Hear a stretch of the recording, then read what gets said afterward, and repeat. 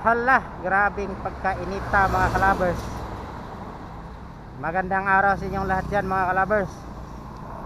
Wala na to intro, diretso na to, otso diretso. So nandito tayo sa Camp Aguinaldo mga kalabers. Itong lugar na to mga kalabers, kasi yung araw kasi doon banda. So doon banda yung araw. So dito dito ang parang mayroon siyang masisilungan.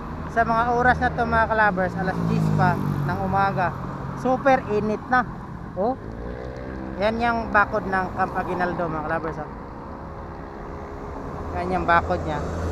Tapos yun yung harap ng yung tower na yan, yung mataas, yan yung Primex Tower. Din yan ng mga call center, Cubao yan eh. Tapat ng Grand yan? Grand ayun ko, basta Grand lang ang nabasa ko mga kalabers.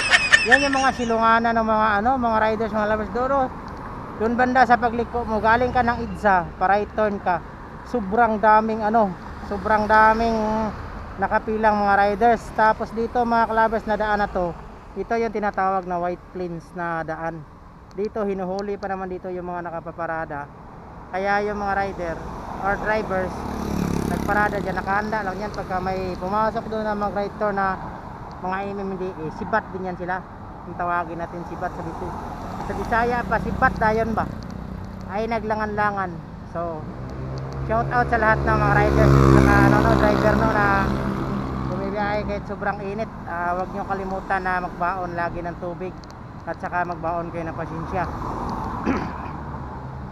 bago kayo magbiyahe.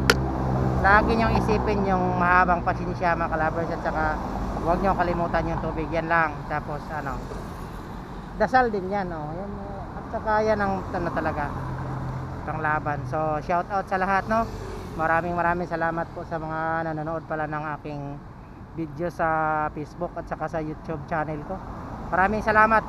Piniplex ko lang dito sa White Plains na ganun siya ganon kadaming mga mahirap talaga yung hanap buhay ng kalsada, napakahirap talaga mga kalabers. Kaya kung yan habang maaga pa, unti-unti na kayo, kung meron kayo pang puhunan, mas maigi pa talaga yung magnegosyo.